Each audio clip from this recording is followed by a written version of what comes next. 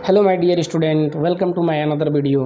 Dear student, पिछले class में हम लोगों ने ट्रांसपोर्ट ऑफ CO2 के बारे में पढ़े थे। अब हम लोग स्टार्ट करते हैं रेगुलेशन ऑफ रिस्पायरेशन। ओके, चलिए देखिए, रेगुलेशन ऑफ रिस्पायरेशन यानी कि जो रिस्पायरेशन हम करते हैं वो 1 मिनट में कितना होता है, क्या उसको बढ़ा सकते हैं, घटा सकते हैं, तो इन सब प्रोसेस को रेगुलेशन ऑफ रिस्पायरेशन कहते हैं। चलिए, सबसे पहले है कि जो रिस्पायरेशन रेट होता है, रिस्पायरेशन रेट मतलब 1 मिनट के अंदर हम लोग कितना इंस्पायरेशन या एक्सपायरेशन कर लेते हैं। दोनों इंस्पायरेशन और एक्सपायरेशन दोनों को मिला के एक रिस्पायरेशन रेट कहलाता है। तो ये होता है रिस्पायरेशन रेट जो होता है 12 से 16 टाइम पर मिनट होता है, यानी कि 1 मिनट में हम 12 बार या 16 बार रिस्पायरेशन करते हैं। ओके, नॉर्मल रिस्पायरेशन रेट होता है। चलिए, अब एक साइकिल की बात करें, यानी कि एक रिस्पायरेशन की बात करें तो उसमें कितना समय लगता है, तो 5 सेकेंड का समय लगता है। कैसे निकाल लिए भाई? चलिए देखिए, 1 मिनट में 12 से 16 बार मैंने किया रिस्पायरेशन रेट, तो 1 मिनट में सेकंड कितना होता है, 60 सेकंड होता है। तो 12 से 16 बार रिस्पायरेशन करने में 60 सेकंड लग रहा, तो एक बार रिस्पायरेशन करने में कितना समय लगेगा, 60 सेकंड लगेगा। इसको सिंपली हम लोग निकाल सकते हैं। अब देखिए, 5 सेकंड लगेगा, ठीक है। अब देखिए, इसमें जो इंस्पायरेशन होता है उसका समय जो होता है 5 सेकंड में से जो इंस्पायरेशन जो करते हैं वो 2 सेकंड का करते हैं, और एक्सपायरेशन यानी कि एयर को बाहर निकालने में जो समय लगता है हमें वो 3 सेकंड का समय लगता है। यानी कि एयर को अंदर लेते हैं, नॉर्मल बात कर रहा हूँ, फोर्सफुली नहीं बात कर रहा हूँ, नॉर्मल जो रिस्पायरेशन करते हैं तो नॉर्मली हम लोग एयर को अंदर लेने में 2 सेकंड का समय लगता है, जो कि कम होता है, और एक्सपायरेशन करने में हमें 3 सेकंड का समय लगता है, यानी कि 1 सेकंड इंस्पायरेशन से ज़्यादा समय लगता है। ओके, अब देखिए, इस यानी कि दोनों को मिला देंगे 2 और 3 तो 5 सेकंड हो जाएगा, यानी कि एक रिस्पायरेशन रेट में समय कितना हो गया, 5 सेकंड का हो गया। अब हम लोग के अंदर एबिलिटी होता है कि इसको हम मॉडरेट कर सकते हैं, मेंटेन कर सकते हैं, घटा बढ़ा सकते हैं, यानी कि human have ability to maintain and moderate the respiration rhythm. Respiration rhythm को हम लोग मॉडरेट कर सकते हैं, बढ़ा सकते हैं। ओके, चलिए देखिए, अब जो ये रेगुलेशन है वो किस किस वजह से होता है, किस किस चीज़ों से होता है। तो रेगुलेशन जो है हमारे अंदर वो डन बाई किस किस चीज़ से, तो पहला है न्यूरल सिस्टम यानी कि हमारे ब्रेन के द्वारा रेगुलेशन होता है, नर्वस सिस्टम से रेगुलेशन होता है। और दूसरा होता है केमिकल कंट्रोल। तो सबसे पहले हम लोग देखेंगे न्यूरल सिस्टम और उसके बाद देखेंगे केमिकल कंट्रोल। ओके, चलिए देखिए, तो यहाँ पे हो गया ये न्यूरल सिस्टम। ओके, देखिए, तो न्यूरल सिस्टम में हमारे ब्रेन के अंदर 2 तरह के सेंटर होता है। एक सेंटर को कहते हैं रिस्पायरेशन रिदम सेंटर कहते हैं, इसको RRC भी कहेंगे, और एक सेंटर को न्यूमोटैक्सिक सेंटर कहते हैं, जिसमें P साइलेंट है, न्यूमोटैक्सिक सेंटर। ये दोनों सेंटर ब्रेन के अंदर प्रेजेंट होता है। तो आप देखिए, रिस्पायरेशन रिदम सेंटर कहाँ पर होता है, ये प्रेजेंट होता है मेडुला के अंदर, और न्यूमोटैक्टिक सेंटर कहाँ प्रेजेंट होता है, तो ये पोन्स के अंदर प्रेजेंट होता है। अब ये मेडुला पोन्स क्या है, ब्रेन का पार्ट होता है। अभी इसको दिखा देते हैं हम फिगर के फॉर्म में, ठीक है। तो चलिए पहले देख लेते हैं इसको। तो देखिए, ये फिगर है, तो ये है ब्रेन का पार्ट, जो आगे वाला पार्ट होता है ब्रेन का उसको फोर ब्रेन कहते हैं, बीच वाले को मिड ब्रेन कहते हैं, और पीछे वाले को हिंड ब्रेन कहते हैं। तो हिंड ब्रेन में 3 पार्ट होता है, पोन्स होता है, मेडुला होता है, और एक सेरेबेलम होता है। तो सेरेबेलम से यहाँ पे मतलब नहीं है। तो देखिए, ब्रेन का सबसे पीछे वाले पार्ट ये पोन्स हो गया, तो पोन्स के अंदर ये एक सेंटर में बना दिया, इस सेंटर को क्या बोल रहे हैं, न्यूमोटैक्टिक सेंटर बोल रहे हैं। और ये है मेडुला, तो मेडुला के अंदर 2 सेंटर है, एक को कहते हैं रिस्पायरेशन रिदम सेंटर, और उसी रिस्पायरेशन रिदम सेंटर के बगल में एक और सेंटर होता है, कीमोसेंसिटिव एरिया होता है। तो इसके बारे में अभी हम लोग पढ़ेंगे, कीमोसेंसिटिव एरिया के बारे में, ठीक है। तो ये मेडुला के अंदर यानी कि ब्रेन के अंदर 2 सेंटर हुआ। ओके, अब ये देख लीजिए। चलिए अब अपने पॉइंट पे चलते हैं, ठीक। तो देखिए, मैं क्या बताया कि रिस्पायरेशन रिदम सेंटर कहाँ पे है, मेडुला में, और न्यूमोटैक्सिक सेंटर कहाँ है, पोन्स से। अब देखिए, ये क्या करेगा, तो रेगुलेट द रिस्पायरेशन रिदम, यानी कि रिस्पायरेशन रिदम सेंटर रेगुलेट करता है रिस्पायरेशन रिदम को, यानी कि जो 12 से 16 टाइम पर मिनट रिस्पायरेशन रेट है, रिदम है, उसको रेगुलेट करता है ये। और न्यूमोटैक्टिक सेंटर क्या करता है, तो ये मॉडरेट करता है रिस्पायरेशन रिदम सेंटर को, यानी कि ये वाला सेंटर इसको मॉडरेट करेगा, बढ़ाएगा, ठीक है। अब देखिए, ये दोनों जो सेंटर है ये कैसे एक्टिवेट होता है, तो ये दोनों क्या करता है, तो ये सेंड करेगा न्यूरल सिग्नल, यानी मैसेज सेंड करेगा, न्यूरल सिग्नल सेंड करेगा, किसको, टू इंस्पायरेटरी मसल को सेंड करता है, ठीक है। ये दोनों वर्क कैसे करता है उसी को मैं बता रहा हूँ यहाँ पे, यानी कि जब ये एक्टिवेट होगा दोनों सेंटर, तो ये जब रिस्पायरेशन रिदम सेंटर हो गया, नीमोटैक्टिक सेंटर हो गया, जब एक्टिवेट हो जाएगा तो ये सेंड करेगा न्यूरल सिग्नल कहाँ पे, इंस्पायरेटरी मसल। अब इंस्पायरेटरी मसल क्या है, तो चलिए ये देख लीजिए। मैं बताया था कि इंस्पायरेटरी जो मसल होता है वो हमारे पास रिब्स के अंदर जो मसल पाया जाता है उसको एक को कहते हैं एक्सटर्नल इंटरकास्टल मसल और एक को कहते हैं इंटरनल इंटरकास्टल मसल। और डायफ्राम के नीचे ये मसल, लंग्स के नीचे ये वाला मसल होता है, इसको डायफ्राम कहते हैं। यही मसल रिस्पायरेशन कराता है और इसी मसल को रिस्पायरेटरी मसल कहा जाता है। तो हमारे ब्रेन से सिग्नल आएगा इस मसल को और ये रिस्पायरेशन को बढ़ाएगा। कैसे बढ़ाएगा देखिए, तो send signal to inspiratory muscle को सिग्नल सेंड किया। अब ये सिग्नल क्या करेगा, यानी कि ये मसल क्या करेगा, तो रिड्यूस कर देगा ड्यूरेशन ऑफ इंस्पायरेशन। अब ड्यूरेशन ऑफ इंस्पायरेशन कितना भाई, तो इंस्पायरेशन का ड्यूरेशन मैं बताया था कि 2 सेकेंड का होता है, तो इस ड्यूरेशन को कम कर दिया। अब बताइए, हम लोग 2 सेकेंड इंस्पायरेशन में ले रहे हैं, 3 सेकेंड एयर को बाहर निकालने में ले रहे हैं, यानी कि 5 सेकेंड एक रिस्पायरेशन रेट में ले रहे हैं। तो टोटल 1 मिनट में हम लोग इस तरह से रिस्पायरेशन कितना कर ले रहे हैं, तो 12 से 16 बार रिस्पायरेशन कर रहे हैं। अब हमने इस रिस्पायरेशन रेट को कम कर दिया, यानी कि मान लेते हैं कि 2 सेकेंड से 1 सेकेंड कर दिया या 0.5 सेकेंड कर दिया, यानी कि अब इसको इंस्पायरेशन को कम कर देंगे तो हम जल्दी जल्दी सांस लेंगे। अब जल्दी जल्दी सांस लेंगे तो हमारा जो रिस्पायरेशन रेट है वो बढ़ जाएगा, यानी 1 मिनट में जो 12 से 16 था वो हो सकता है कि 1 मिनट में 20-25 बार बढ़ जाए। तो रिड्यूस कर देंगे क्या, ड्यूरेशन ऑफ इंस्पायरेशन, यानी कि 2 सेकंड से कम कर दिया। तो जब ड्यूरेशन ऑफ इंस्पायरेशन जब कम हो जाएगा तो इंक्रीज हो जाएगा रिस्पायरेशन रेट, यानी अपने आप रिस्पायरेशन रेट बढ़ गया। ठीक है, यानी रिस्पायरेशन रेट को यहाँ से बढ़ा दिया गया। ओके, चलिए, तो पहला तो हम लोग पढ़ लिए न्यूरल रेगुलेशन। अब पढ़ेंगे केमिकल कंट्रोल। तो देखिए, केमिकल कंट्रोल के लिए भी 2 तरह के सेंटर होता है। पहला है कीमोसेंसिटिव एरिया, इस या कीमोसेंसिटिव सेंटर भी कर सकते हैं 1, और कीमोसेंसिटिव एरिया 2 होता है। तो ये दोनों कहाँ होता है, तो देखिए कीमोसेंसिटिव एरिया 1 जो होता है वो मेडुला के अंदर होता है, जो कि मैं बताया था कि मेडुला में जो नीमोटैक्टिक रिस्पायरेशन रिदम सेंटर होता है उसी के जस्ट बगल में होता है कीमोसेंसिटिव एरिया।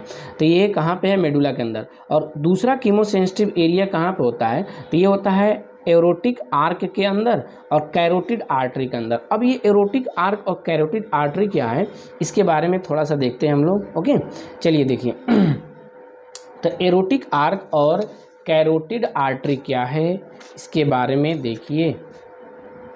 तो इस पे मैं बता दे रहा हूँ आपको कि एरोटिक आर्क और कैरोटिड आर्टरी क्या होता है। देखिए यहाँ पे थोड़ा सा समझते हैं इसको। जैसे कि हार्ट है, ये फिगर मैं बना दिया हार्ट का, और हार्ट से निकलेगा, देखिए थोड़ा सा इसको यहाँ पे ले लिए, तो ये हार्ट हो गया। तो हार्ट के अंदर जो है 4 चेम्बर हो गया, ठीक, 4 चेम्बर हो गया हार्ट के अंदर। तो यहाँ से निकलता है, यह है लेफ्ट वेंट्रिकल, तो यहाँ से एक आर्क निकलता है, ठीक है, इस तरह से। इसको सिस्टेमिक आर्टरी कहते हैं, और सिस्टेमिक आर्टरी एक आर्क की तरह स्ट्रक्चर बना लेता है, और यही आर्क को कहेंगे कैरोटिड आर्क, कैरोटिड या कैरोटिक आर्क कहते हैं इसको।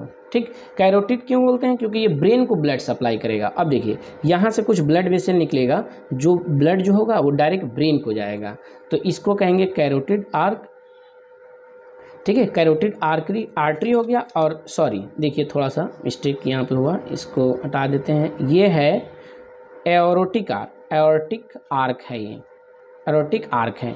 और ये जो ब्लड वेसल जा रहा है जो ब्रेन को, ये होगा कैरोटिड आर्टरी, कैरोटिड आर्टरी। यानी कि अल्टीमेटली ये ब्लड वेसल या ये ब्लड वेसल ये किसको लेके जाएगा, ब्लड ब्रेन को लेके जाएगा, और इसी के अंदर सेंटर होता है। ठीक है, कीमोसेंसिटिव एरिया सेकेंड होता है। चलिए देखिए, तो अब यहाँ पे देख लेते हैं कि जो हमारा कीमोसेंसिटिव एरिया सेकेंड है वो कहाँ पे है, तो एरोटिक आर्क के अंदर है, जो हार्ट के ऊपर से जो आर्क की तरफ ब्लड वेसल निकलेगा उसके अंदर होता है कीमोसेंसिटिव एरिया सेकेंड, और कैरोटिड आर्टरी के अंदर भी होता है। ठीक, ये हो गया। अब ये क्या करेगा, तो एडजेसेंट टू, ये कहाँ पे है कीमोसेंसिटिव एरिया, तो adjacent to respiration rhythm centre, यानी कि जो मेडुला है उसके अंदर रिस्पायरेशन रिदम सेंटर होता है, उसी के जस्ट एडजेसेंट यानी कि बगल में कीमोसेंसिटिव एरिया होता है। चलिए अब ये दोनों किस तरह एक्टिवेट होगा, तो ये दोनों एक्टिवेट होगा सेंसिटिव टू, अब ये सेंसिटिव किसके लिए है, तो CO2 और H+ आयन के लिए। अगर हमारे ब्लड के अंदर CO2 ज़्यादा बढ़ गया, H+ आयन ज़्यादा बढ़ गया, तो इस CO2 और H+ आयन को बाहर निकालना पड़ेगा। तो CO2 H+ आयन अगर बढ़ जाएगा तो ये कीमोसेंसिटिव एरिया एक्टिवेट हो जाएगा। अब ये भी एक्टिवेट हो जाएगा, CO2 और H+ आयन बढ़ेगा तो सेंसिटिव टू, ये भी सेंसिटिव होता है CO2 और H+ आयन के लिए। तो अगर ये भी कंसंट्रेशन बढ़ेगा तो ये भी एक्टिवेट हो जाएगा, यानी कि अल्टीमेटली CO2 और H+ आयन का कंसंट्रेशन बढ़ेगा तो दोनों कीमोसेंसिटिव एरिया एक्टिवेट हो जाता है, यानी इंक्रीज इन CO2 और H+ आयन हुआ ब्लड के अंदर तो एक्टिवेट कीमोसेंसिटिव एरिया, जो हमारा कीमोसेंसिटिव एरिया है वो क्या हो जाएगा, एक्टिवेट हो जाएगा। अब क्या हुआ, तो एक्टिवेट कीमोसेंसिटिव एरिया। अब जब एक्टिवेट होगा तो ये सिग्नल सेंड करेगा, मैसेज सेंड करेगा, तो send signal to respiration rhythm centre. हमारे रिस्पायरेशन रिदम सेंटर जो है, जो कि कीमोसेंसिटिव एरिया का बगल में है, मेडुला में है, उसको मैसेज सेंड करेगा, ध्यान दीजिएगा, ठीक है। तो पहले आया मैसेज कहाँ पे, रिस्पायरेशन रिदम सेंटर पे। अब जैसे ही रिस्पायरेशन रिदम सेंटर पे मैसेज आ गया तो रिस्पायरेशन रिदम सेंटर जिस तरह से काम करता है उस तरह से अपना काम करने लगेगा। यानी कैसे काम करता है ये भाई, तो रिस्पायरेशन रिदम सेंटर क्या करता है, ये सिग्नल को सेंड करेगा किसको, इंस्पायरेटरी मसल को, जो इंस्पायरेशन करता है। तो इंस्पायरेटरी मसल को सिग्नल सेंड करेगा, मैसेज सेंड करेगा, तो ये रिड्यूस कर देगा duration of inspiration. Duration of inspiration कितना बताया था, 2 सेकेंड, इससे कम हो जाएगा, ये बता चुके हैं हम।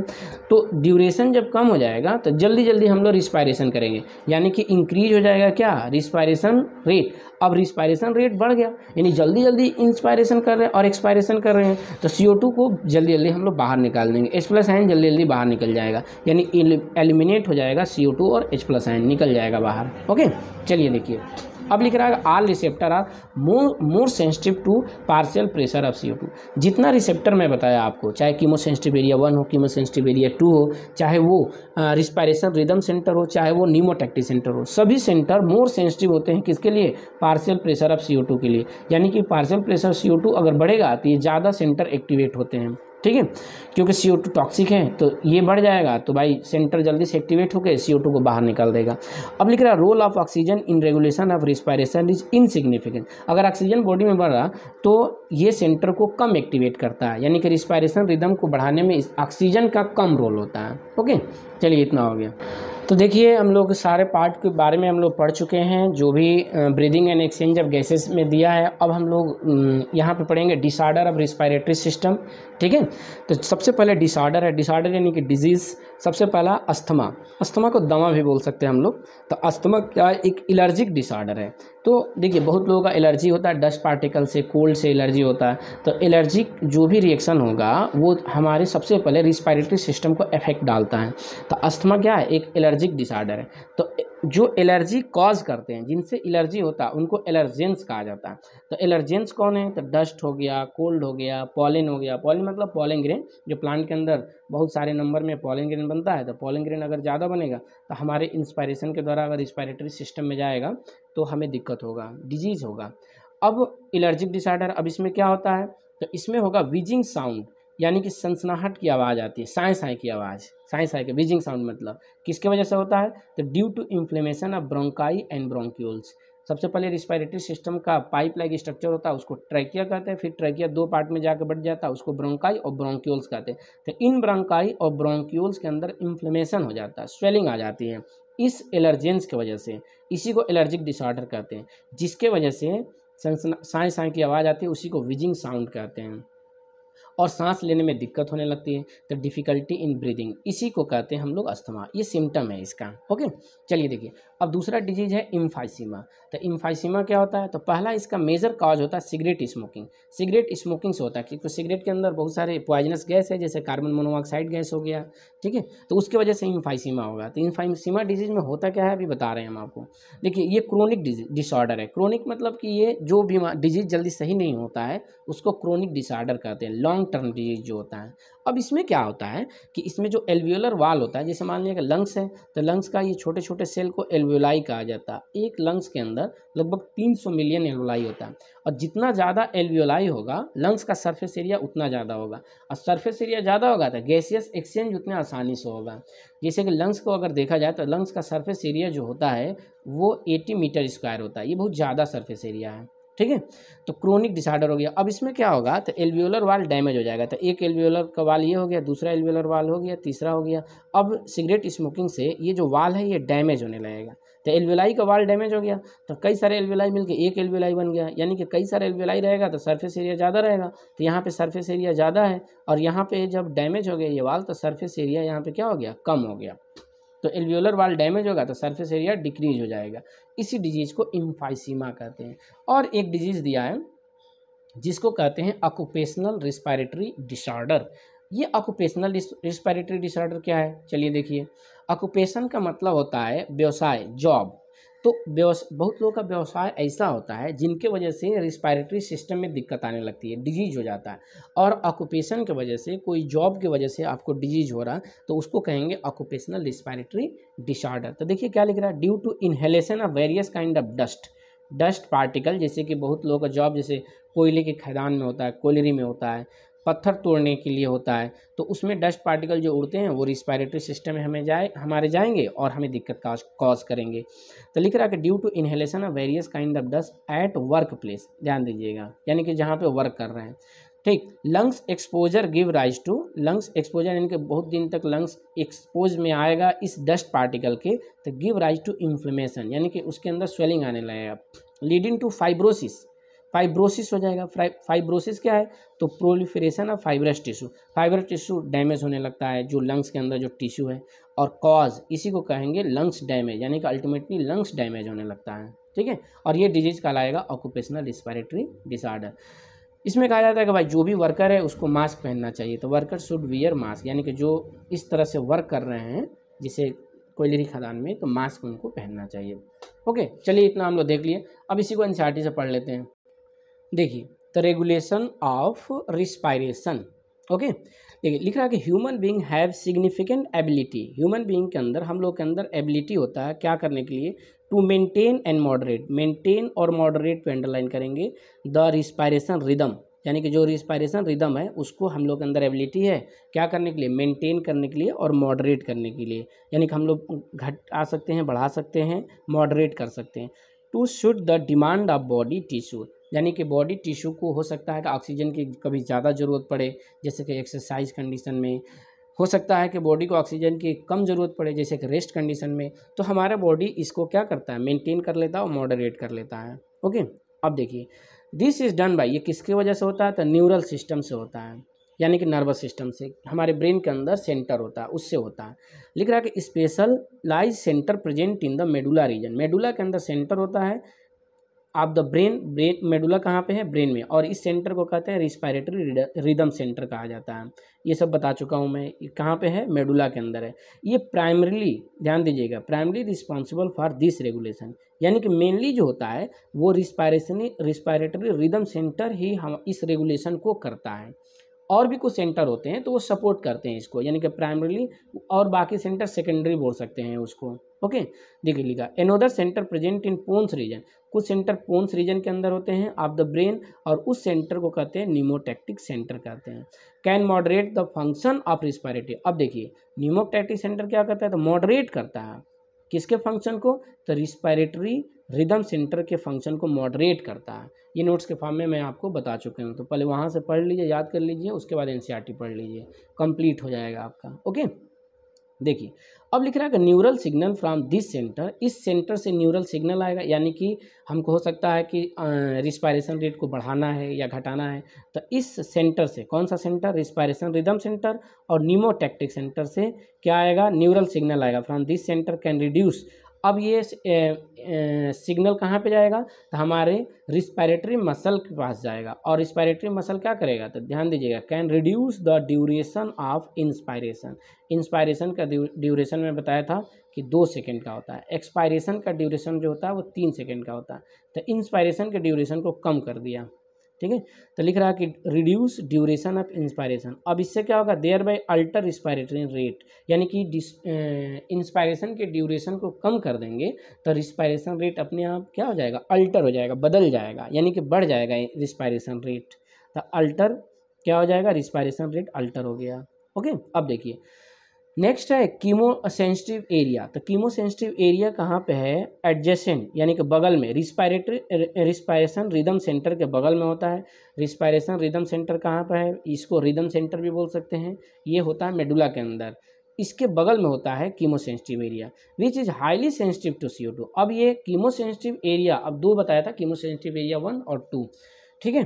तो कीमो सेंसिटिव एरिया सेंसिटिव किसके लिए है? तो CO2 के लिए सेंसिटिव है और हाइड्रोजन आयन कंसंट्रेशन के लिए सेंसिटिव है। अगर इसका अमाउंट दोनों का बढ़ रहा है, देखिए लिख रहा है यहाँ पे इंक्रीज इन दिस सबस्टेंस मतलब कि CO2 और H+ आयन अगर बढ़ जा रहा तो कैन एक्टिवेट दिस सेंटर को एक्टिवेट मतलब कीमो सेंसिटिव एरिया को एक्टिवेट कर देगा, which is turn can signal the rhythm centre. अब कीमो सेंसिटिव एरिया अब मैसेज को दे देगा किसको? रिस्पायरेशन रिदम सेंटर को, कि भाई तुम ही कुछ करो, यहाँ पे CO2 और H+ आयन बढ़ जाएगा। तो रिस्पायरेशन रिदम सेंटर का काम मैं बताया था कि इंस्पायरेशन के ड्यूरेशन को कम कर देगा और रिस्पायरेशन रेट को बढ़ा के CO2 को बाहर निकाल देगा। ओके, तो लिख रहा है can activate this centre which is turn can signal the rhythm centre को सिग्नल कर देगा and make the necessary adjustment in this respiratory process by which. Necessary adjustment मतलब क्या करेगा? इसी CO2 और H+ आयन को बाहर निकालेगा, ठीक है। बाई विच दिस सबस्टेंस, और ये सबस्टेंस क्या हो जाएगा? Can be eliminated. ये कैसे एलिमिनेट हुआ? नोट्स के फॉर्म में पहले पढ़िए आप लोग, फिर ये समझ में आएगा कैसे एलिमिनेट हो जाएगा। रिस्पायरेशन रेट को बढ़ा देंगे। रिस्पायरेशन रेट कैसे बढ़ेंगे? इंस्पायरेशन रेट को कम कर देंगे तो CO2 बाहर निकल जाएगा। जल्दी जल्दी सांस लेंगे तो CO2 ज़्यादा निकलेगा, ठीक। अब देखिए एक और रिसेप्टर, तो लिख रहा है रिसेप्टर एसोसिएटेड विद, एक और रिसेप्टर होता है एरोटिक आर्क में होता है। हार्ट से एक आर्क लाइक ब्लड वेसल निकलता है जिसको एरोटिक आर्क कहते हैं, और एरोटिक आर्क से निकलता है एक आर्टरी जिसे कैरोटिड आर्टरी कहते हैं। ये दोनों ब्लड को ब्रेन को लेके जाता है। Can also recognise this change, अब ये चेंज को भी रिकॉग्नाइज करेगा। दिस चेंज मतलब CO2 और H+ आयन में भी चेंज हो रहा है तो ये भी रिकॉग्नाइज करेगा। देखिए CO2 और H+ आयन बढ़ रहा था तो हमारा जो कीमो सेंसिटिव एरिया है मेडुला के अंदर वो भी रिकॉग्नाइज कर ले रहा था, और हमारा कीमो सेंसिटिव एरिया होता है कैरोटिड आर्टरी और एरोटिक आर्क के अंदर, ये भी रिकॉग्नाइज कर लेता है। तो CO2 और H+ आयन कंसंट्रेशन क्या हो गया? बढ़ गया। तो फिर से सेंड नेसेसरी सिग्नल टू, फिर से सिग्नल को सेंड कर दिया जाएगा, वही रिदम सेंटर को, रिस्पायरेटरी रिदम सेंटर को मैसेज सेंड कर दिया जाएगा। अब ये रिस्पायरेटरी रिदम सेंटर का जो काम है वो करेगा, इंस्पायरेशन के ड्यूरेशन को कम करेगा, रिस्पायरेशन रेट को बढ़ाएगा, CO2 बाहर निकल जाएगा, ठीक है। तो फॉर रिमीडिएट एक्शन यानी तुरंत एक्शन होगा, ठीक, यानी कि इंस्पायरेशन रेट रिस्पायरेशन रेट बढ़ जाएगा। अब देखिए एक पॉइंट और, role of oxygen is regulation of respiration rhythm is quite insignificant, बहुत ज़्यादा रोल नहीं होता है ऑक्सीजन का रिस्पायरेशन रेट को एडजस्ट करने के लिए, मेंटेन करने के लिए। ओके, चलिए इतना हो गया। अब हम लोग पढ़ते हैं डिसऑर्डर के बारे में। तो देखिए यहाँ पे कुछ डिसऑर्डर के बारे में लिखा है। डिसऑर्डर ऑफ रिस्पायरेटरी सिस्टम यानी कि डिजीज रिस्पायरेटरी सिस्टम का। तो पहला डिजीज है फर्स्ट रिस्पायरेटरी सिस्टम का अस्थमा। तो अस्थमा क्या होता है कि मैं बताया था कि एक एलर्जिक डिसऑर्डर होता है। अगर पॉलन डस्ट हमारे बॉडी में बहुत ज़्यादा जा रहा, डस्ट पार्टिकल जा रहा है या कोल्ड के कंटेक्ट में रह रहे हैं तो हमें रिस्पायरेशन करने में दिक्कत आने लगता है, जिससे एक विजिंग साउंड होता है, ठीक है। विजिंग साउंड होता है। विजिंग साउंड किसके वजह से होता है? तो inflammation of bronchi and bronchioles की वजह से होता है। तो देखिए लिख रहा कि asthma is difficulty in breathing, breathing में डिफिकल्टी होने लगता है। कॉज विजिंग ये एक तरह का साउंड है, ठीक है, साई साई की साउंड जो होता है वो विजिंग साउंड कहलाता है। ड्यू टू, ये क्यों हुआ? तो due to inflammation of bronchi and bronchioles में स्वेलिंग, इन्फ्लेमेशन मतलब स्वेलिंग आ जाता है, ठीक। पहला डिसऑर्डर ये हो गया। दूसरा डिसऑर्डर है इम्फाइसीमा। तो इम्फाइसीमा के लिए पहली बात बताया था कि ये क्रोनिक डिसऑर्डर है, ये जल्दी सही नहीं होता है। इन विच एल्वियोलर वाल, एल्वियोलर का वाल जो है ये जैसे एल्वियोलाई है और एल्वियोलाई का ये वाल डैमेज होने लगता है, तो एल्वियोलाई वाल डैमेज हो जाएगा तो इसका सरफेस एरिया कम हो जाता है। तो इनमें एल्वियोलर वाल डैमेज हो जाएगा, और किस वजह से होता है? तो due to which respiratory surface area decrease हो गया। रिस्पायरेटरी सरफेस एरिया देखिए यहाँ पे सरफेस एल्वियोलाई जितना ज़्यादा होगा सरफेस एरिया ज़्यादा होगा। अब एल्वियोलाई डैमेज हो गया तो कई सारे एल्वियोलाई मिलकर एक एल्वियोलाई में कन्वर्ट हो गया तो सरफेस एरिया कम हो गया, सरफेस एरिया डिक्रीज हो गया, जिससे गैसेस एक्सचेंज में दिक्कत होने लगता है। और इसका मेजर कॉज क्या होता है भाई? तो सिगरेट स्मोकिंग होता है इसका मेजर कॉज। एक और डिजीज है, तो एक और है तीसरा जिसे कहेंगे occupational respiratory disorder. Occupational respiratory disorder कहते हैं तीसरा को। ऑक्यूपेशनल मतलब ऑक्यूपेशन का मतलब क्या होता है, व्यवसाय होता है। तो जो कुछ लोग ऐसे व्यवसाय यानी कि जॉब करते हैं जो डस्ट पार्टिकल के ज़्यादा कांटेक्ट में रहते हैं, जैसे कोयले के खदान में हो गया, या रॉक ब्रेकिंग, रॉक तोड़ते हैं, पत्थर तोड़ते हैं, तो उनसे डस्ट पार्टिकल निकलता है और उनके रिस्पायरेटरी सिस्टम में जाएगा और डिजीज़ करेगा।